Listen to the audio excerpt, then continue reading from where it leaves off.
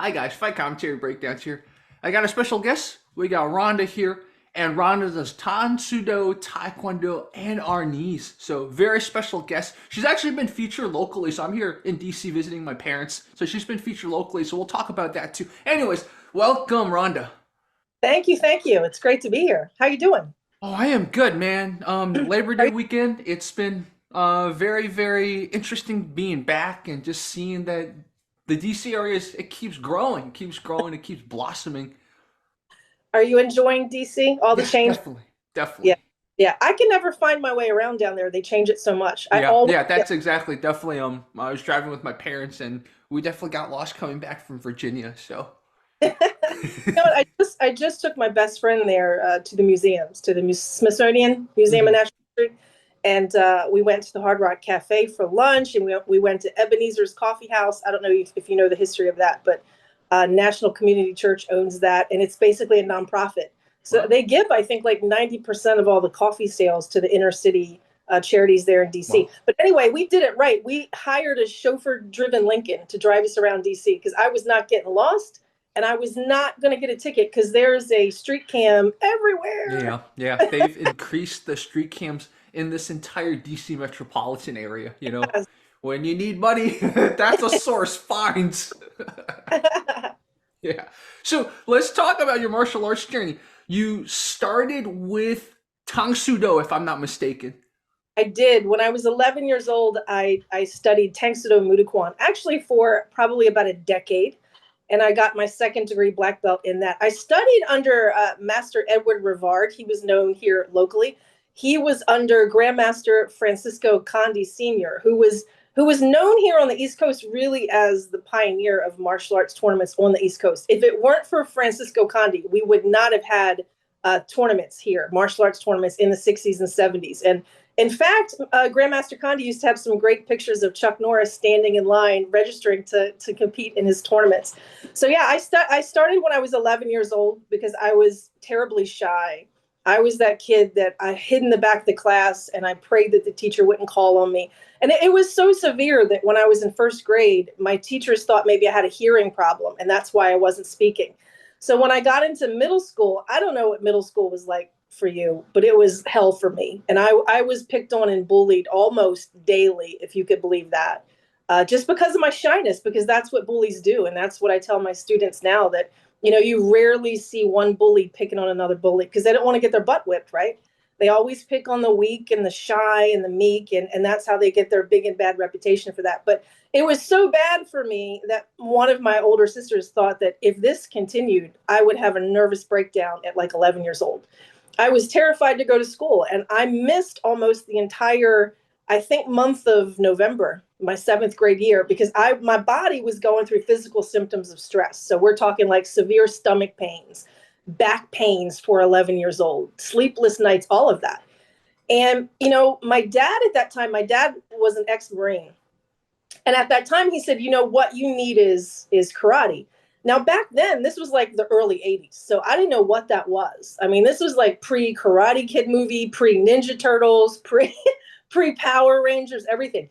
And so this was the early 80s. And I'm actually celebrating my 40th anniversary in the martial arts this year, if you can believe that. And I was like, well, what is that? Because I didn't know anybody that took it. Like today, I feel like there's a huge martial arts school in just about every major street corner. Everybody has taken it or knows somebody that, has tried it at least once. I didn't know anybody. This was the early 80s. So he said, it's something that I learned in the military. And from that, you learn how to take care of yourself using your hands and your feet and your elbow and your forehead and your teeth if need be. And he was quick to point out, he said from that you gain self-confidence. And he was very quick to point out as well that not cockiness, but self-confidence. And I thought, well, I don't know what this karate stuff is, but sign me up. And I feel like God works in mysterious ways sometimes because right at that time, a karate school opened up right down the street from my house, and it was a Tang Soo school. And my mom took me down, and Master Rivard was amazing. You like today, you could go in and put down a down payment and sign a contract, and you're a student. He actually had an interview process. So here I was, this 11-year-old shy kid, and I'd look at my feet because I couldn't look him in the eye, right? Because I had anxiety and all that. And he would ask me questions and I'd shrug my shoulders like kids do, or I'd say, And to my surprise, he took me on as a student. And 4 years later, when I got my black belt, he told my mom, he said, I never saw black belt material in her, but I saw a kid that just needed help. And it changed my life. I have to tell you, I went from that kid who hung out in the back of the class and prayed that the teacher wouldn't call on her, I turned into that kid. Like 4 years later, I had to take a semester of speech writing in high school where we would write like 5 or 6 different speeches and we would have to stand up in front of the class and read the speech. I was raising my hand to do that first. So it changed my life immediately. It gave me a self-confidence. I felt more self-assured. And, at that time in the early 80s, there weren't a whole lot of women in the martial arts. And when I would compete in tournaments, you would have to fight the boys, right? Because tournament promoters were very wise and they didn't want to put out extra money to have an extra event if there was only going to be like 1 or 2 girls in it, right? Why would you pay to have an extra event and pay for extra awards for 1 or 2 girls? So we would have to compete against the boys. And my very first, I'd say, dozen karate trophies, there's a little boy on top. So this is they didn't even have little girl karate figurines on top of trophies back then, right? So what would happen was I went from being the only girl in the karate school at my karate school. And sisters would come in and watch me train with their brothers, and they'd go, I want to try that. Or, girlfriends would come in and watch their boyfriends and say the same thing. And fiancés, wives. Within 1 year of me being there, it was 40% women in that karate school. So that just goes to prove, right? Sometimes all it takes is one. But Absolutely. Thanks to Mudaquan, if a lot of people don't know, Chuck Norris was really a pioneer of that. He learned that in the 60s when he was in the Army and he was stationed in Korea. And when he came over to California, he opened up the very first Tang Soo school in California. This was before he became a big celebrity. So what he did actually was compete in tournaments just to get his karate school well known.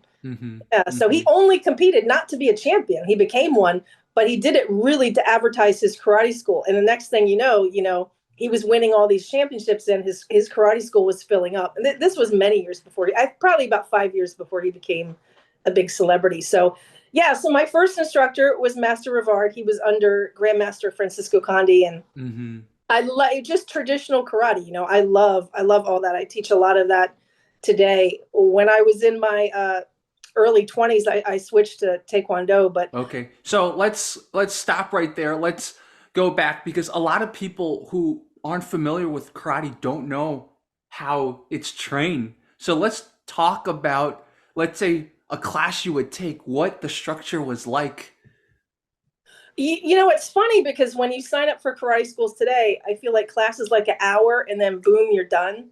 Our karate classes were 3 hours. Wow. We would warm up for a half an hour. And it was a lot of repetition, which, I find as a karate instructor today, it's really hard to retain children because they're so, we're in this McDonald's fast food quick world. They're into their video games, which are very quick.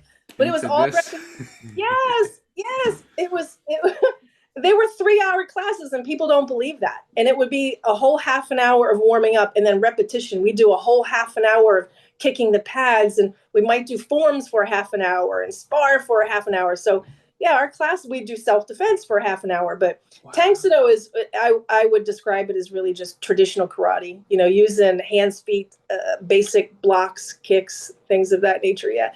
I got into the jumping and all that later in Taekwondo, but Tang Soo is very, very stationary, lots of self-defense. I'd say it is more of, if Taekwondo is a sport, I'd say definitely Tang Soo is more of a traditional martial art. Yeah. Oh, did you guys have kata practice and sparring on top of that? We did. We would probably do katas for like a half an hour and then spar for like a half an hour after that. So every class was kata and then sparring right after that. Yeah. Wow. Okay. Yeah, I can now see how it can go on for 3 hours. You got to warm up for half an hour, maybe some self-defense stuff, and then maybe some katas, then some sparring. Yeah, that goes very quickly. Suddenly it's like 3 hours. It did. He would always get those pads out, and we would kick those pads. I'm sure you're familiar with makiwara boards are. Did you have What are those? Tell me. Okay, it was this huge a huge board. It was about an 8x10 or 11x10 or something like that. I don't know what they were ever filled with, but it was really a dense material, and they would hang them in the dojang wall, on the dojang walls, and we would have to just stand in like a kima stance and just be punching that makiwara board, and it was so hard that it would develop your knuckles. So I probably was the only girl in like middle school and high school with like really big knuckles. So Wow. he was all about conditioning as well. Yeah. Wow. Which then kind of gets me to a follow-up question. Did any people try to mess with you after they found out you were taking karate? Did you have to punch anyone in the face or anything? You know what? The funniest thing, again, I think God works in mysterious ways. I was only in that karate school for 2 months before I'd say one of the main bullies who was picking on me signed up. Oh. And not just to my karate school, but the very same nights, Monday and Wednesday nights. So Wow. here a nervous wreck, this 11-year-old girl, right? And I thought, I'm here to defend myself against her. Now she's going to learn it. And, now I'm really going to be in trouble, right? So this is what I learned. I think 1 week into her being there, my instructor did not know our history. He just knew that we went to the same school. Mm-hmm. He put us together to spar. And I'm telling you, I bounced this girl off of the dojo walls. And I learned a very valuable lesson that I had that strength within me all along. It just took something like martial arts to bring that out of me. So realistically, I'd only been taking karate like 2 months when it happened. So it wasn't that beat her, right? I didn't know enough at that point. I learned a very valuable lesson that, had she ever actually tried to do anything to me before I got into martial arts, I would have been able to handle her. But sometimes it just takes something like the martial arts to just get that energy and that power inside of you out. Yeah. Yeah. Yeah. Wow. Wow. I did have to use it twice in my lifetime. Once in my teens and once in my 20s. And both were with boys. I'll say that. Wow. Yeah. Wow. Okay. So we fast forward now, you transition into Taekwondo. I did. And I just wanted to do something different. I had been in Tang Soo for about 10 years. My reasons for getting into the martial arts had really changed over the years. First, I was just this 11-year-old kid that, really needed some self-confidence and needed some help in that area. And then I started competing in tournaments, and then I competed all up and down the East Coast and won many championships. So that's fun when you're in your teens and your 20s.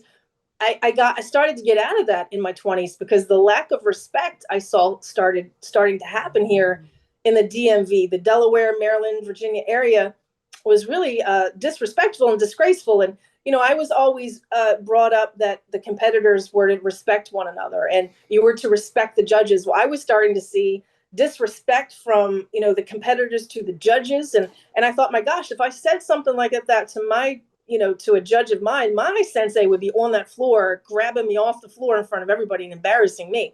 I started to see disrespect even amongst some of the judges themselves. Wow.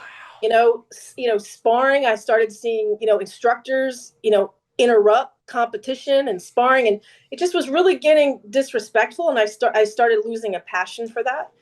And what happened is a lot of the people that went to my karate school at the time, they would come to me and they would say, hey, my kid is getting ready to test for their next belt. If we paid you a little under the table, would you work with them? I'd say, sure. And a couple months later, somebody would come to me and say, hey, we're getting ready to train for the next tournament. If we paid you a little under the table, would you help us? So in my parents' basement, when I was in my early 20s, I had all these private students. Wow. So my reasons for being in the martial arts had changed. I went from just being a kid that needed help to now it's fun. I'm like a preteen, teen, early 20s competing in tournaments. I'm kind of like not even having a passion to do that anymore because of what I'm seeing on the tournament circuit there as far as respect. Now my passion is teaching.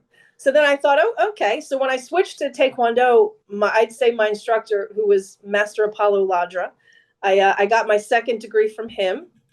And I got my third and fourth degrees from Master Krishi from the WTF. But I'd say that Master Apollo Ladra was probably very supportive of me going out on my own and teaching. And for 15 years now, I've been teaching, I'd say mixed martial arts. I teach a little bit of everything. Tang Soo, Taekwondo, Arnis stick fighting for those that want to learn that.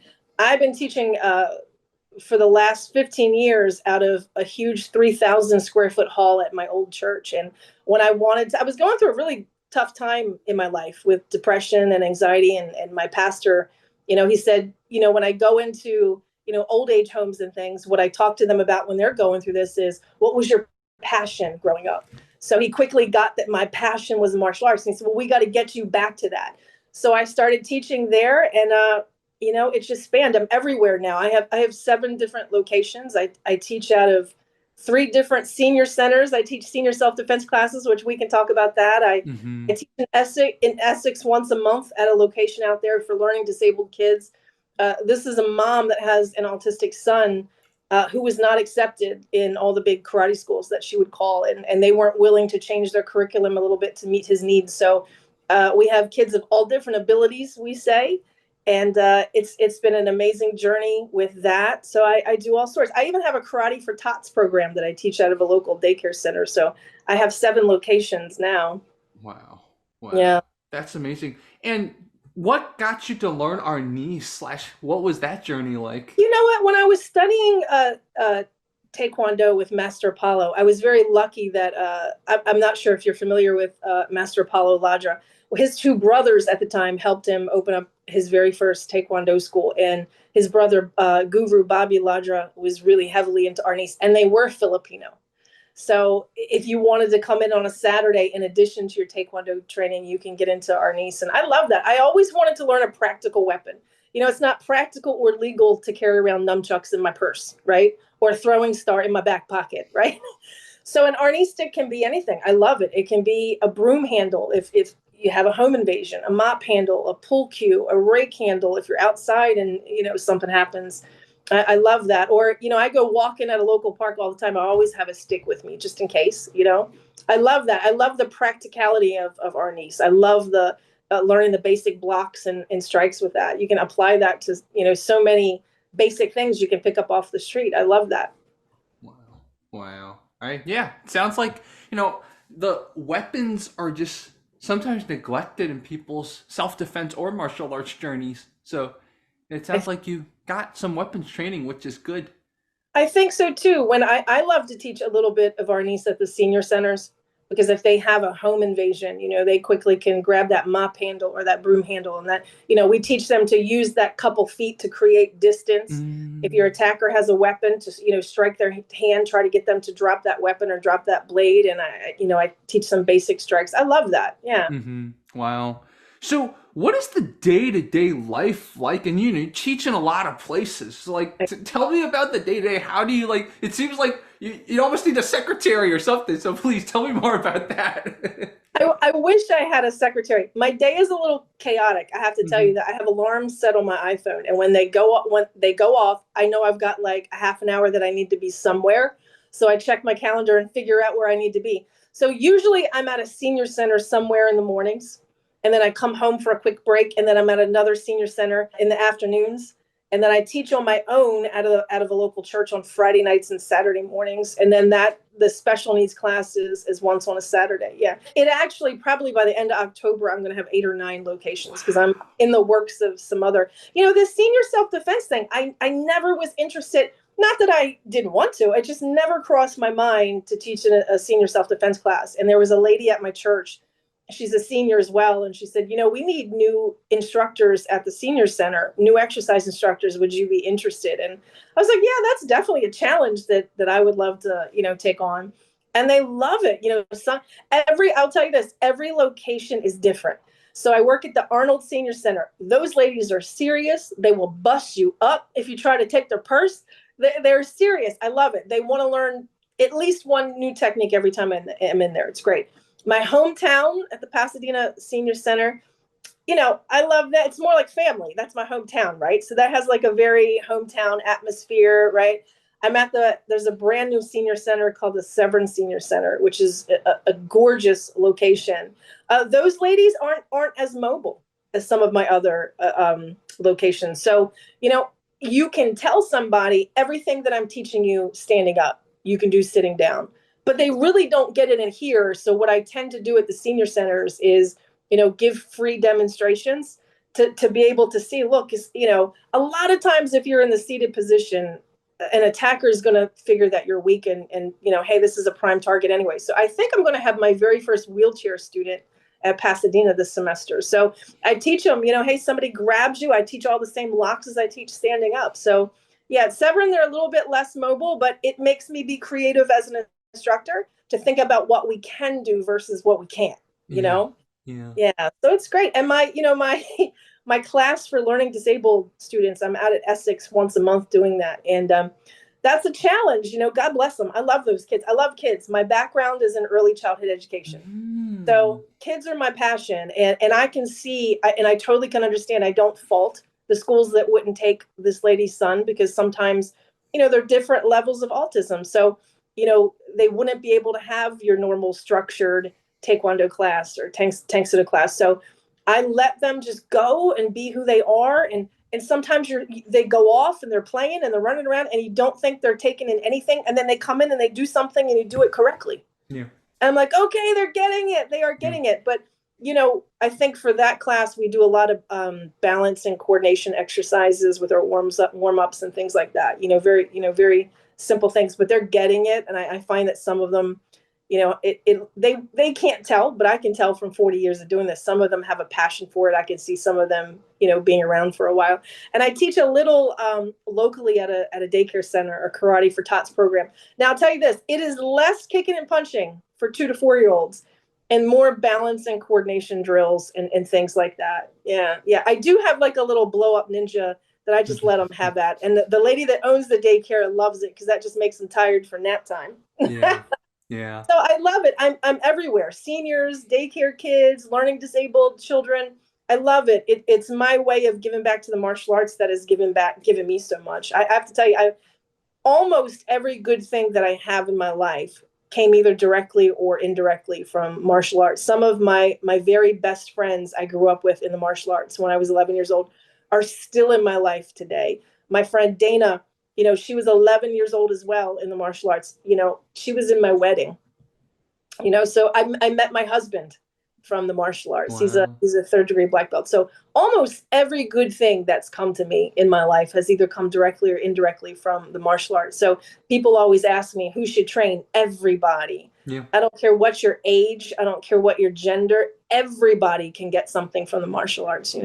Yeah. Wow. When you and your husband, do you ever spar go at it? Oh, we used to. It's funny. The last couple of years, I was his instructor. Yeah, Mm. which I wouldn't recommend because I'm going to tell you right now, it gets a little heated. Okay. No, but he was great. He actually was competing later than I was. I quit competing in my early 20s, I think, and he continued on maybe mid to late 20s. He still competed on the East Coast. Did very well. I was his instructor for that. That's you got to watch it. Yeah, exactly. Wow. If you can imagine. Yeah. The other thing that really stuck out to me, what you said, was the importance of play, especially for early childhood development for kids. Like Yes. you, there's a tendency nowadays to cut out playtime a lot of times in school. But I Yeah. just remember, so I'm a 90s kid, and I Right. just remember, like, you pick up a lot playing. That what you just said, Rhonda, it just stuck out to me so much, especially the times when I go to summer camp. In summer camps, you'd have long hours where you just All play. day. Yeah. And like you pick up stuff, you like learn to shoot the basketball better naturally. You learn to get along with people, girls, guys. You Right. learn to get along with them better through play. Yeah, it's Yeah. so important. And the more you limit play, especially for boys, but for girls too, like the more you make it hard for them to learn and sit down in school and learn. It is. It's funny you're bringing this up. Just about a month or two ago, I saw a study about this. It was on YouTube. If I find the link, I'll send it to you. Yeah, But please. they were saying that on average, our kids have what, about a half an hour for recess, right? Well, think about that. On cold weather days here on the East Coast, by the time they go to their locker, get their coat, go outside, then they got to come back and put their coat back in the locker. Really, we're down to like 20 minutes. So they're saying that what we're doing with kids, trying to make them sit at a desk for like 7.5 hours a day is wrong. Kids actually, on average, need about 3-4 hours of Yeah, playtime. yeah, So no wonder we have so many kids today that are diagnosed with ADD and ADHD. We really weren't made for that. We yeah, weren't built for that. So I do all sorts of fun coordination drills and things like that. Even our warm ups. Just practicing their coordination. Okay, I'll set 2 cones up. We start at 1 cone. Can the kids keep their feet together and hop like a bunny from cone to cone? All right, Mm, great. Now we're hopping like a frog. Great. Now we're doing bear crawls. Great. I'll keep the cone down. I got plastic rings. Okay, now let's do ring toss. How's your hand-eye coordination? Before I mm. even teach you to block, how's your hand-eye coordination? Can you take this ring and throw it and hit that cone? So yeah, we have a lot of fun. They don't even realize they're so little, 2 to 4. They don't even realize they're really learning the basics of the martial arts. Yeah. Yeah. And that's another thing that I've noticed just watching different instructors and how they train kids. And sometimes I get a little jealous. I'm like, adults can learn from that type of training. The instructors oftentimes they're so enthusiastic. They come up with all these games that naturally develop your skill. I'm like, adults need that too, man. Transfer some of that to adults. I'll tell you what 2 things that I do that my 2 to 4 year olds love, and even sometimes when I get 5 and 6 year olds, I blow bubbles. Okay, first let's punch. Can you? How many bubbles can you pop that I blow in the air with your punches? Then I'll blow them. Then we're going to do kicks. Okay, then we blow them. Okay, now your kicks and punches together. I also blow up balloons. How many times can you kick this balloon and keep in the air with your snap kicks, for example? And yeah, so you have to be. It causes you to be creative. I'll say that when you teach Yeah. kids. But it also causes you to be creative to teach those seniors too, because they Yeah. all have different mobility issues. Yeah, exactly. It's that's why it's so cool to bring you on because you teach the kids, the adults, and the seniors. Like you have to have different levels of creativity. So it's just yeah, it's fascinating hearing.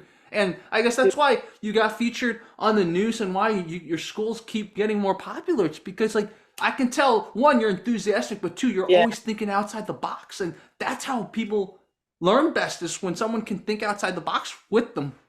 I think if you want to stick around for 40 years, you better think out of the box. Yeah. Yeah. Wow. Yeah. Have your students, whether kids or seniors, told you stories of them having to use their techniques? And we'll definitely talk about the 2 times you've had to use the techniques Yeah. too. So let's start with your students.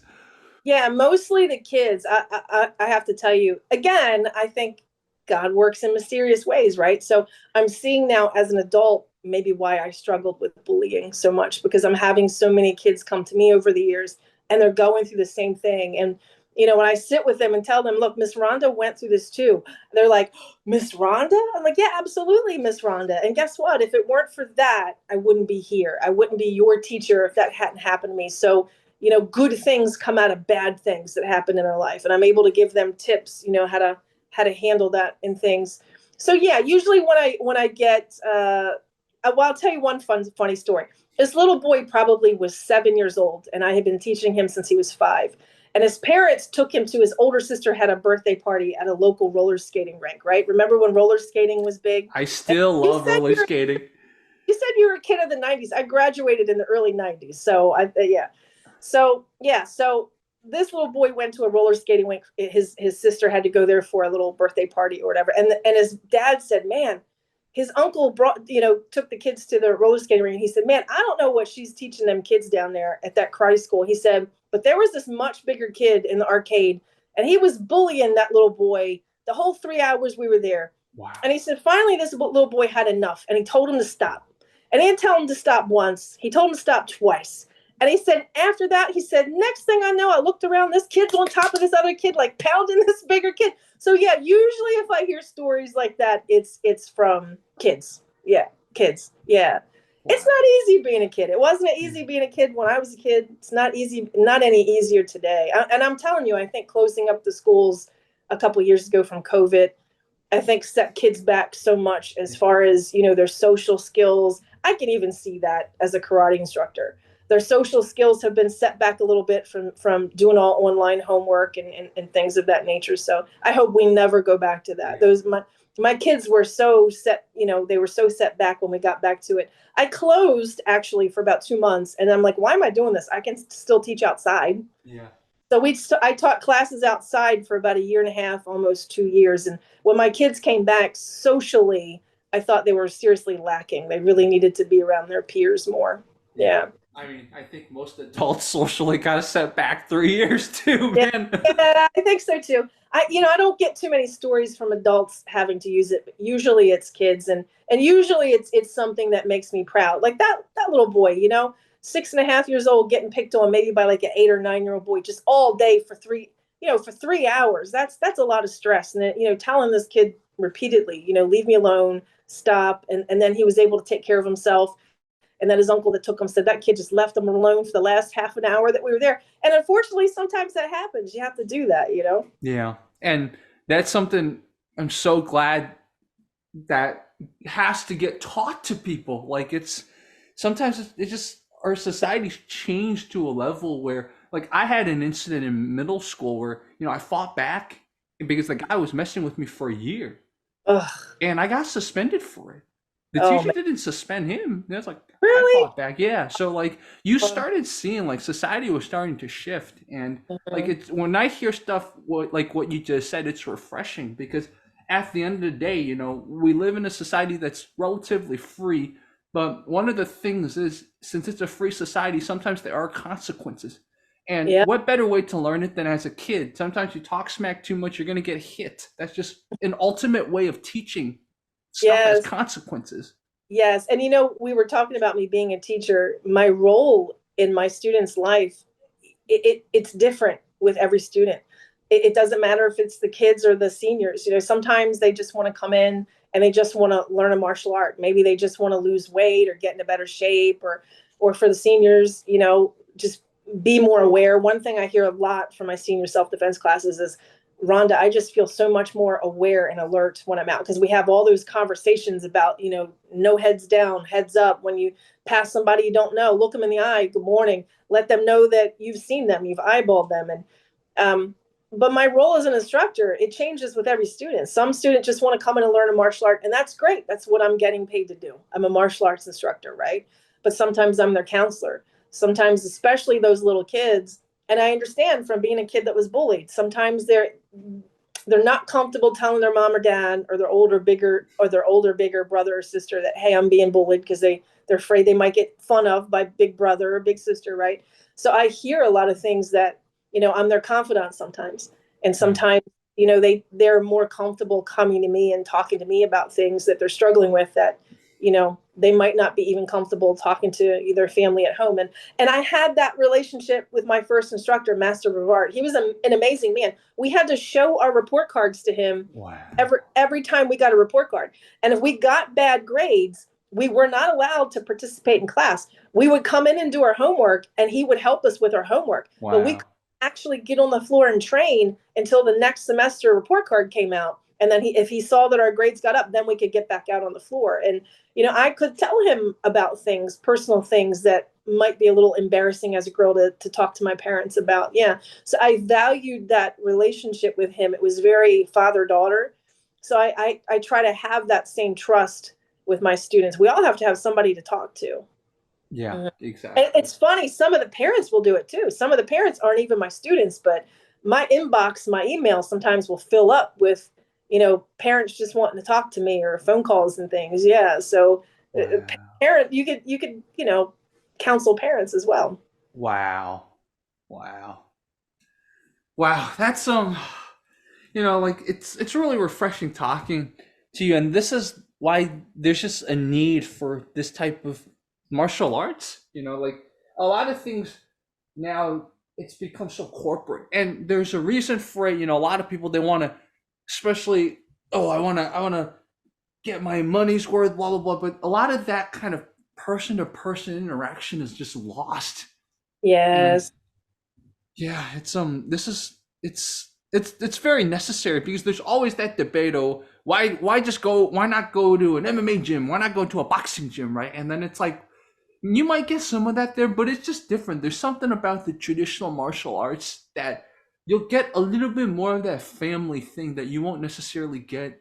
Yeah, And that discipline, the family atmosphere, I yeah, agree. There's something special about a traditional karate school. One thing that drives me crazy today is, parents tend to stick their kids in like two, three, or four different sports at one yeah, time. So the family is very busy and hurried and stressed, running from activity to activity. But it seems like the martial arts is always the last on the list. Like they will miss a class like that to take them to a soccer game or a baseball game. And not that they aren't important, but I'm always like, man, if somebody messes with your kid, like it's not going to be hitting a ball across the field. that's going to help them, you know? Yeah.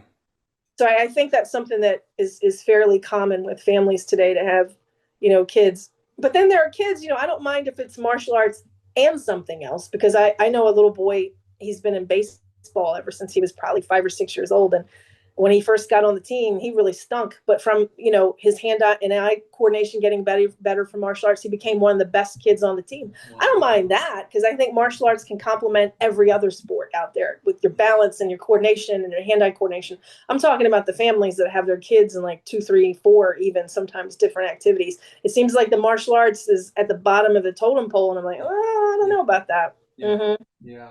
Especially some of those like families that put their kids in like 3 or 4 sports, and those kids oftentimes, like, just because of the culture, some of the other sports, it's like they don't go down a good path. And if they had some martial arts, it might have helped them, like, pull them back from hanging out with always the wrong people and stuff like that. I'm generalizing, of course, but Yeah, I mean, we all know the preppy kids in high school. We always remember those kids. yes. Well, it breaks my heart when I have a kid that's really talented and their parents pull them out to put them in another sport that, they deem more important or whatever. I'm Yeah. like, I don't know. I don't know about that. I don't know Yeah, about that. exactly. Well, I guess this is the perfect time. Let's go back to those 2 times when you had to use some martial arts. Tell us more. I mean, I'm Yeah. sure Well, those were some stories you. Yeah, please. yeah. Yeah, well, the first time I had just graduated from high school, so I was 18 years old. I used to go on vacations with my mom and her friends to Tennessee every year.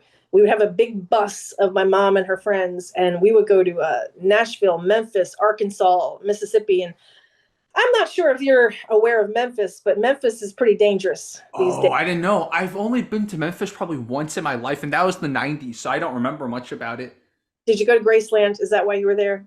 Um, I just remember we're going down. I lived in Chicago at the time, so Okay, we're driving down to Florida to Disney. So I don't remember why we stopped by Memphis, but okay. we did stop by. It's really dangerous. And what I'll tell you this is I know somebody that had something happen to him as an adult there. Police did nothing, and I'll tell you why. They don't want that in the news, because they want all those Elvis fans that go there to Graceland to not be afraid to go down there. But Memphis is really dangerous. It was even dangerous back when I was in high school. But Wow. anyway, my friends and I were out at the pool together. Our parents were in our hotel room, so we were at the hotel pool together, and all my friends had left, and I was still hanging out listening. Do you remember the old Walkmans? Yes. Did that just age me a little bit that I said Walkman? I remember I Walkman. was listening to Yeah, my I remember. music, and all my friends had left, and I went, and I felt like I was being followed. Ooh. And I looked, and I absolutely was. So I started to like change my route getting back to the room, because I didn't want this creep who was an adult. I didn't want him to know what room that I was staying in, right? Yeah. Well, I noticed that my shoe was coming off. So I bent over to tie my shoe, and I could see him between my legs, and he reached out, and he was going to assault me. He was going to touch me in an inappropriate area. So I back kicked him, and he went backwards in the throat, by the way. He went backwards up against the hotel wall outside, and I ran, and I went, and I got my mom, and I told her what had happened. And yeah, of course, by the time we went outside, he was gone. Yeah. So that was the first time. And gosh, Good for you. can you imagine what it's like probably today for teenage girls? Yeah. Wow. So that's just an experience of, being aware, being alert of your surroundings, and doing what you're taught to do, Yeah. and and setting boundaries. I don't think we talk about boundaries enough with young men and young women today. No. It's not okay for somebody to reach out and grab your rear end or your private parts. It's all about boundaries. And another time, it actually was a guy that was interested in me, and he thought that it was funny to pin me down, and I didn't think it was funny. And so I was taught, how to do that. You just whip your legs up, put your leg over his throat, and take him down. And it was actually getting pretty serious. It was getting pretty heated. At first, he was joking, but very quickly it escalated into something else. Was he Yeah, drunk? probably. Wow. I was in my probably early 20s, maybe 21, 22. So probably, yeah, Wow. yeah, Wow. yeah. Wow. Yeah. I think kids need to be in martial arts to gain self-confidence and self-esteem. I don't care if it's a boy or a girl. But I also think by the time they get to those preteen years, we need to start talking an awful lot more about Yeah. boundaries. Yeah. Totally, man. It's so important. Like, those are things that I wasn't taught, right? I remember in middle school, and I went through puberty in high school. So in middle school, some of these girls were bigger than me because they were going through puberty. Like they'd Right. put their arms around me and stuff like that. I'd be like, am I supposed to enjoy this because guys are supposed to like girls? Like nobody taught me. And like schools No. fail at this stuff. Schools fail at Dude. teaching you this stuff. Like they're in health class, I remember in middle school they did teach you about harassment, but it's like it was not the same, like Right. they don't teach you like girls can come up to you and like I put their remember arms like in around. sixth grade, I had to take this awkward sex education class that nobody wants to take, but they make you. Yeah, I And remember. then there's nothing after that. Yeah, yeah, Yeah. yeah. So you need to, And the yeah. sex education class were the stupidest things. It's like they don't teach you anything. It's like all they taught. I just remember all these venereal diseases. That's what they Yeah. taught, and then they taught you how kids are born. It's like how does that have to deal with like regular day to day awkward middle school? Right. Yeah. I agree. I agree. Yeah. Yeah. Yeah. Sounds I like we should do another talk just about the education system. You and I both have a lot to say about that. think, yes, we should. Yeah. I'm also a non-union actress, which is how you and I connected up. Yeah, I've Hmm. been a non-union actress in the DMV for a very long time. Um, I've done a lot of commercials for local and national campaigns, like, gosh, Geico, for example, is one of them. I think every single union movie or movie of the week or television show that came through Baltimore, I probably had something to do with, either in front of the camera or behind the camera. And I would love to start using my martial arts more in that. I did a little bit. I'm not sure if you're familiar, but there's a production company here called Black Snow. So Oh, okay. I Not want familiar. I want you to check out their website because Okay, I'm writing this down right now. they have amazing action films. So this gentleman that runs Black Snow, he did this series called Second World a couple of years ago, and I was in Second World 4. So I have an amazing fight scene with the one of the lead characters there. Wow. And there was some talk after that, actually, that maybe we would do some sort of spin-off and that I would be in. Yes, yeah, so I would love to get into that some more. I haven't seen like a good martial arts movie in a while. My students were asking me, they were asking me this at the senior center, honestly. They said, what do you think of those Karate Kid movies? And I said, well, they served a purpose. I said the first Karate Kid movie with Mr. Miyagi and Daniel, that came out just a few months after I got into karate. It's like early 80s. And I remember just all the karate schools just filling up. So I think it gives great exposure. And then years down the line, I was in high school when the Ninja Turtles came out. And the same thing happened. So when karate school started to thin out a little bit after, the magic of the Karate Kid movies, were it was kind of tarnishing a little bit, then the Ninja Turtle movies did the same thing. It gave a lot of exposure. And then you got to see different weapons with the Ninja Turtles, right? So the karate school started to fill up again. And then that started to wane a little bit. And then when my niece and nephews were little, they were into the Power Rangers. So the same thing happened, so I love all those. I think they give great exposure to the martial arts, to especially to kids. And are you watching Cobra Kai? I couldn't. It just cringed me out. The choreography. I couldn't do it. I'm a Muay Thai guy, so very similar to you. Like I had a few movies that inspired me to take on Muay Thai Right. eventually. Right. It's serving a purpose. I'll tell you what it's doing. That what I do like about those Cobra Kai movies is they seem very family oriented. Yeah. So I like that families can sit down and watch a martial arts television show again. And again, I'm a kid of the '90s too, so it's very nostalgic to see Daniel as a 50-year-old man. That's pretty neat. To see the bad guy Johnny as a Yeah, and 50-year-old they're all man. friends now. Yeah. Well, it depends on the episode. One episode they That's all true. are. I like that it's bringing families together and Yeah. it's exposing martial arts again. But yeah, the choreography, who is doing that over there? Yeah, yeah. I know one of the directors of the show in LA, but I don't know the choreographer. So her directing's very good. Her directing's very good, but I don't know the choreography. So Right. yeah. That I agree that needs some work. But I haven't seen like a good family oriented martial arts movie in a while. Something Yeah, that you're so right. I don't think I've seen one. Yeah, I mean, the new Ninja Turtles might be trying to do that. The new animated Ninja Turtles that might have come out already. I don't know, but yeah, there's something to be said, and maybe whether it's if I like the DC area and I keep coming back once in a while, maybe next time we should all do something together. There you go. We should. Yeah, There's a lot of talent here in the yeah, DM martial arts community. Yeah. yeah, yeah, And this is like DC, that's home of the Capital Classics, right? The big tournament. yeah, There's a lot of talent here. yeah, Yeah. exactly. And some of the schools that I featured on my channel, even some of the really cool kung fu schools are around here. So yeah, there's a lot of talent. Wow.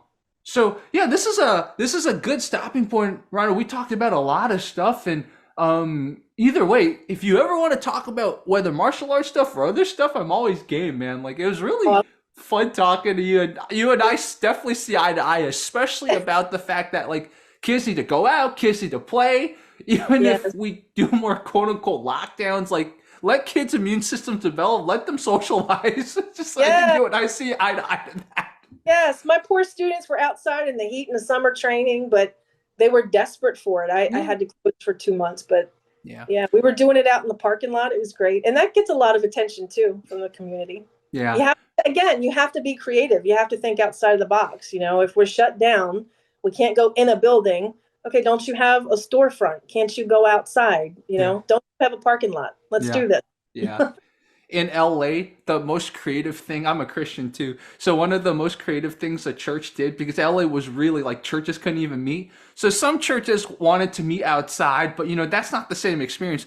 So one church rebranded itself as a restaurant, and the laws in LA were restaurants, as long as you get your temperature checked and you wore a mask going in, then once you're inside, you can take off Oh, your mask. So oh, that, that church like thought outside the box, and that was a really good experience for Christians who wanted an inside congregation type of thing.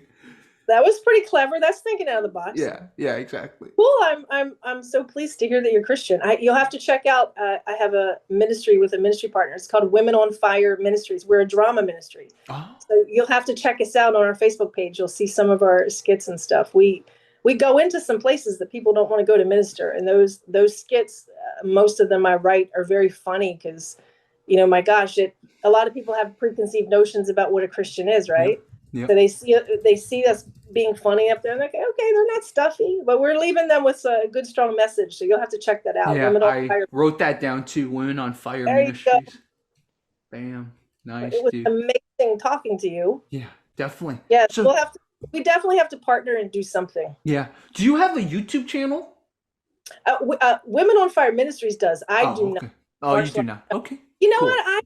I gave up having a website a long time ago because I found out, and even a Facebook page, because I figured out what I was getting most of my clientele from was just word of mouth. Yeah, yeah, So I was, why am I going to keep paying somebody to keep running this yeah, website? I'm not getting anything from it. Yeah. yeah. I know what you mean. The good thing about YouTube is that as of now it's free. So I would Yeah. recommend when you ever, I know you're very busy, but if you ever want to explore something, just put a few videos up on YouTube, because that way what I can do is whenever I talk to you or you appear on fight commentary breakdowns or whatever, I can link to your YouTube channel so people have somewhere to go to. Because the thing is, if I link to that news article, that news report I did of Right. you, Right. YouTube doesn't like it when people leave their platform, obviously, right? They Oh, want yeah. everyone's attention, of Right. going Right. back to this. So that's why I asked you if you have a YouTube channel. But that's something to think about for Do later. it. But there's always a method to the madness. And for everyone that's watching, word of mouth is still number one. It's still the number one thing. Sales, all that stuff, it's never gonna change. Like if Right. if I ever just have fun, just very lightly train people, like it's the same thing. It's gonna be word of mouth. Nobody from my big YouTube channel is gonna want to train with me. It's gonna be people in my community who just like me who will train with me. It's guaranteed. Even at my quote unquote following level, it's gonna be the same. Like I could try to sell courses, it's never gonna be as effective as there's a few people in LA who I've held pads for, we've done some stuff because they like me. It's that simple. And word of Yeah. mouth, people, for any young people watching, word of mouth, human Yeah. relationships will never be replaced, ever. Yeah.